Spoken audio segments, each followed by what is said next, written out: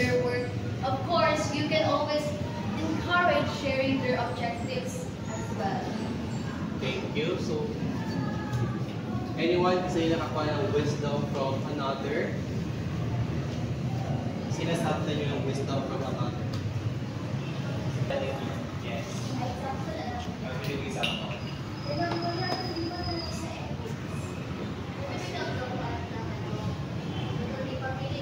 Ito mga Brina.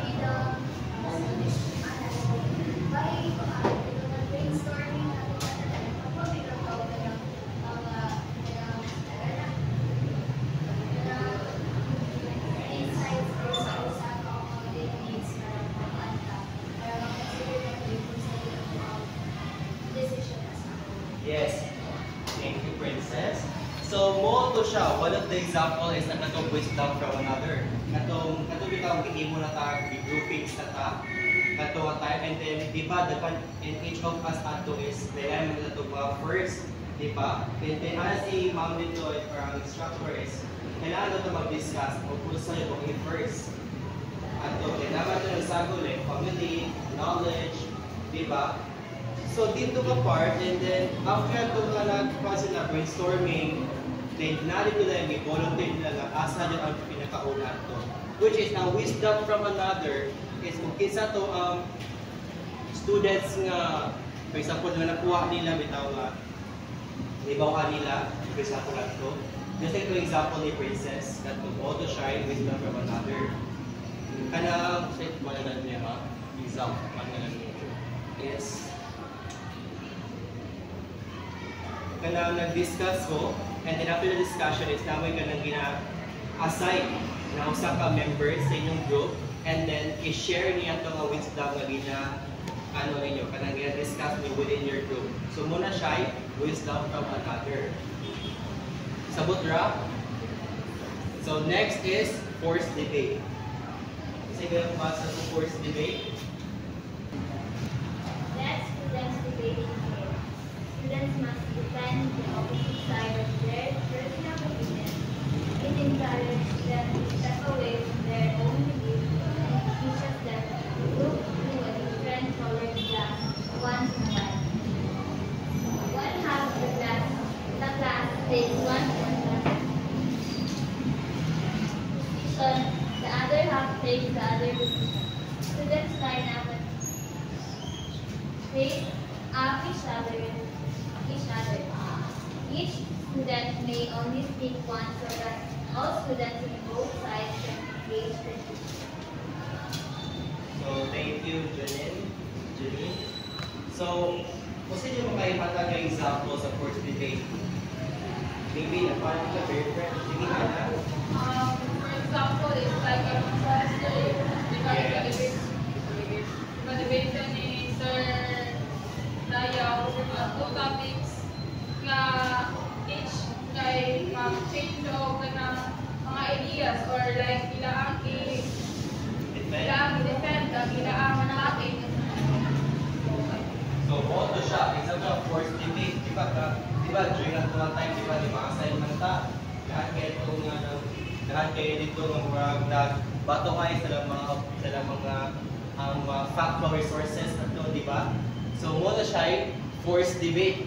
Kanang ina-assign ang mga students to debate, the specific to debate or kanang himuan siya o kanang pag-awayan ang duha ka topic, whether giving an anti or a pro, di ba? Muna siya forced debate. So, kung sa'yo benefits nga makuha na to sa forced debate. First, it develops critical thinking arguments and public speaking skills. Second is encourages students to consider multiple viewpoints. It also promotes respectful discourse and active listening. And last, it helps students to understand that complex issue can have multiple valid viewpoints.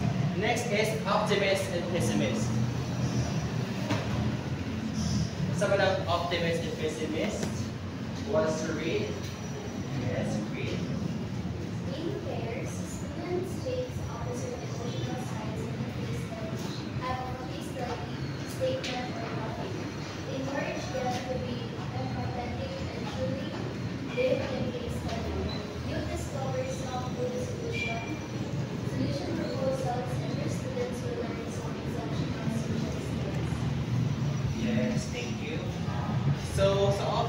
pessimist.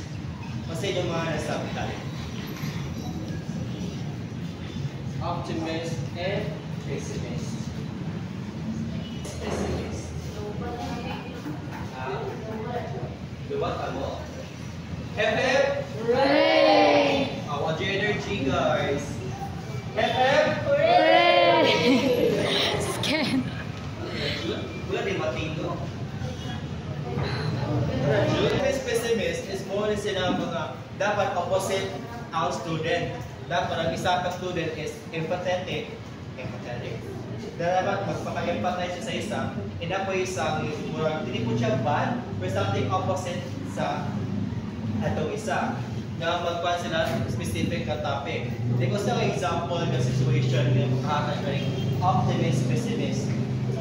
Like ang isa is very confident and ang isa is hindi po siya confident. Pero nandun sila kalainan ng duha. Kumbaga opposite sila duha. Sila pareha.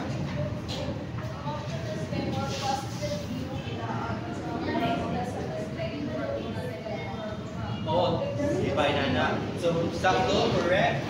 So, ang optimist is kato, mas mga positive yung mga view, while pessimist is mga negative or mga mga view sa specific topic.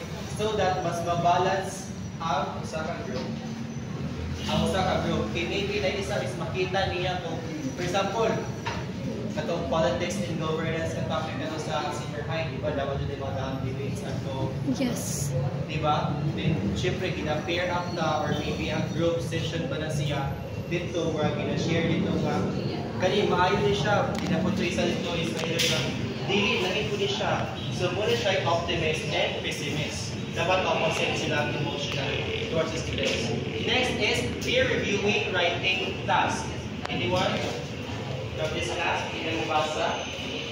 Peer review writing task.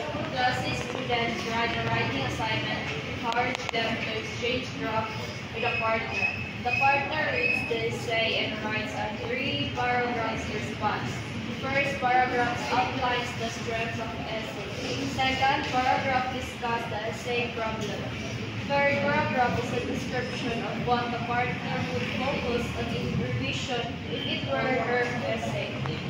So when in peer reviewing task is what is sila? By partner gapon sila.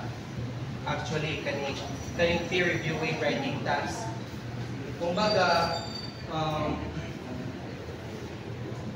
gasulat ko essay, specific na topic. For example, ang teacher niya is naghatag og topic sa inyo, and then ipasulat niyo siya in essay form or else ipahimo mo na iba siya 150 words.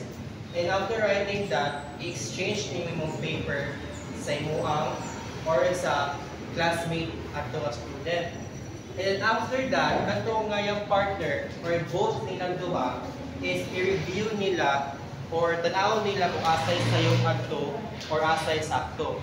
So that ma-understand nila kung and may bawan kung asay sa yabato. So mo yung mga 3-paragraph response na kailangan na sundon. First is outline and strengthen the essay. So tanaw nila kung say outline. Kung tanaw nila kung say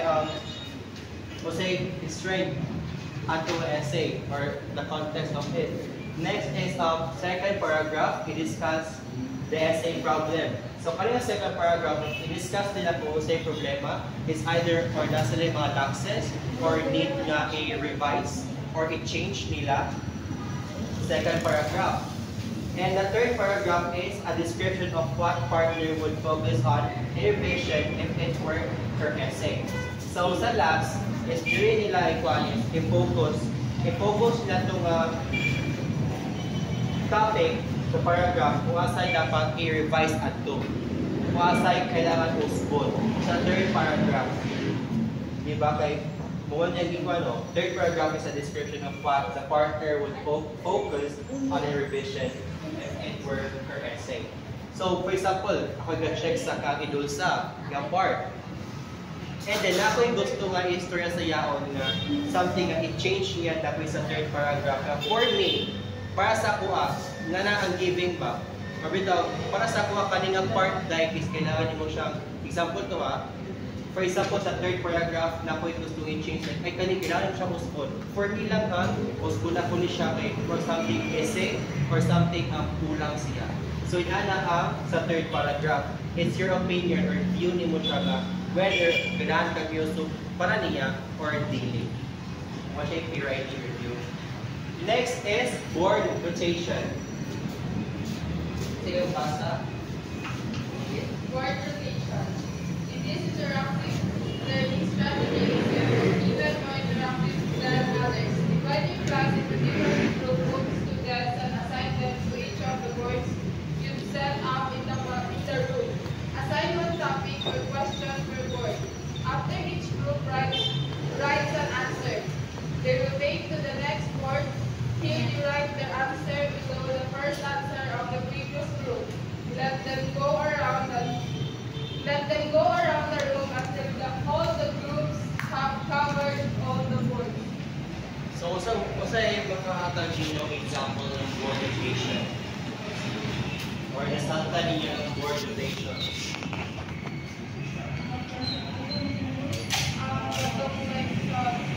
Ikaw, ano mo nasalta? Kanang ito sa... Masig example situation. Kanang naka-experience mo yan during senior high school. Like, by group of...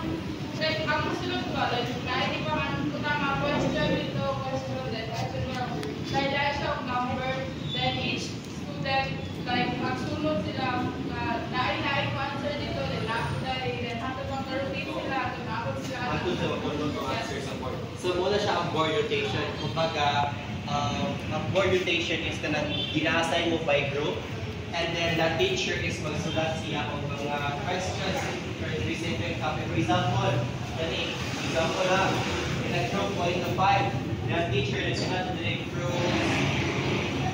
Example lang, vegetables, sa kailangan, beverages, something. Oh, yan na. And then the group, kailangan lagi fill up each column. And for example, gani ang group 1. So dapat ang group 1, mag-fill out nila sila. Mag-fill out nila tanan ang results and also the group 2 as well. And as well as the group 3. So yan ang board rotation. Kumbaga, each member of the group is ma-assign sila na mo answer sa isa. For example, ang isa yung i-answer sa fruits is apple. Then mudagan na po siya dito, mutuyok siya, then mubalik siyang line or button sa likod. Then isa na po ka-member, nidagan na po siya, isla na po siya orange. So yan na ang board rotation. Ina-assign mo by group, and then ang teacher is nag-provide siya questions sa blackboard, and nag-group mo niya, and then i-answer mo siya dire. After answering, is mo, dagan mo, or balik mo, or line. So muna siya yung board rotation. Next is pick the winner. So muna siya. Sige, ano pasa? Pick the winner. Okay, medyo na mga Divide the class into groups and let them work on the same topic from them. Let them record an answer strategy paper or digitally. Then ask groups to switch with a nearby group and let them evaluate their answer. After a few minutes, allow each set of groups to merge and ask them to select the best answer from the two choices, which will be presented to the complete class. Thank you. So, sa pagbasa ni Mike, kasi yun ang sample at ito. What did you understand is that take the winner?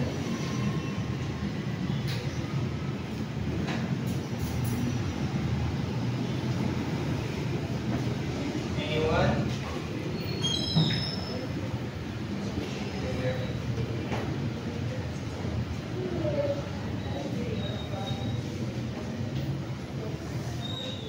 Sa Malaysia, take the winner. Sabi na siya, ha? Divide sila sa class. Ha? May salsa. Divide sila. Say for example, for the groups, divide sa 4 groups, and then hatag the questions